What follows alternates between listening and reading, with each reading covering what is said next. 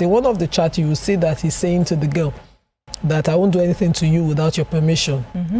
Meaning that if a 12-year-old were to consent to sex because of exposure, maybe through phones and all of that, you go climb him. Hi. Fear no go catch you. When I'm talking about position and advantage of one person in a sexual offense, people don't get it. If you're much older, you're more mature, you're in an advantageous position such that you're an authority, power, a lecturer, a parent, an uncle, a provider, you have the power to say no, to end it. The other person can just be vulnerable at the time. And so when they are proving such a case against you and you're coming with excuses of somebody's witch hunting you because of your position, you must be stupid. That sometimes some people come to the house and your child runs away from them. And we, in our, this person is my person, my friend, my family member, go and greet this uncle now. Why are you running away from this uncle now? And the child keeps running away from that person. No, I don't want to see this person. It's a red flag. You should find out why exactly this particular child does not want to see this adult. That's on one hand. Also, we've talked about being present in our children's lives, right? But I also want to, I don't know how we're going to do it in such a way that people are still able to do their work and leave their children. You can't stay with them all the time. I remember my growing up. In the morning, everybody don't come out. They come back in the night. Only God knows, we would have gone to different places. We have played the kind of play we're not supposed to play and all of that. But at the end of the day, adults would do the work that they need to do if they are going to survive, right? And also provide, with food, shelter, clothing, and everything. But how do we balance it in such a way that even if you are going out there hustling and you're leaving your child alone, that your child is somewhat protected, your child is somewhat aware that if anything happens, there's somebody they can easily call, there's a neighbor they can easily shout. How do we do that so that we don't pause our lives because we are raising children, especially when the economy is not economying? Even more dangerous are parents who are there and don't care. That's another one. That one breaks my heart. I see it too often, too many times. I'm a parent who, I don't sleep with my two eyes closed. Since the day I had children, I hear a noise, I attend to that noise. I hear silence, I attend to the silence. You must be an attentive parent. Your child is crying. Why is it your neighbor who is attending to your child? If your child is wounded, why is it your neighbor? And you have the patience to say, no, I'm a busybody, I leave the problems for the neighbor. The day that person decides to be like you, there'll be a problem. You are supposed to, as a parent, find out the place where your child feels so safe and why they're safe, because they might not just be in safe places, they are being groomed and you don't know it.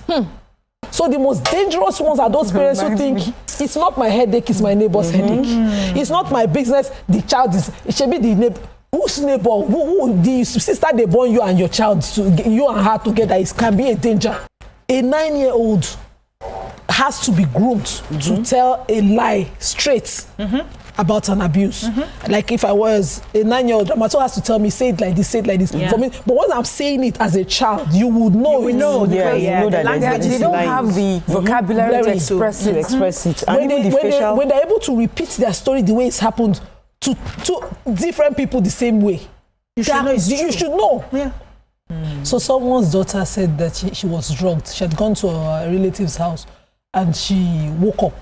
I found herself in a very funny state. But she remembered that the last thing she had was a juice, packed juice from, the uncle. And so she checked herself and saw blood and, she kept insisting something had happened.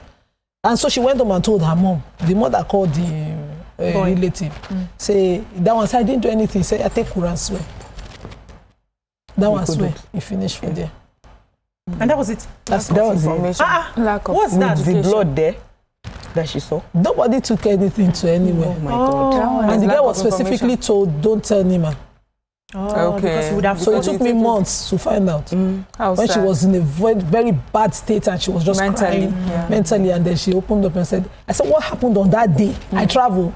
They say, Auntie, you're very well around. My mom said we shouldn't tell you. She didn't tell you. So that means she knew what she was doing. Yeah. Because we don't go general hospital to come back. I don't have time for this my daughter. And I will still tell you to swear by the Quran after I've come back. Because I don't understand how people are wired.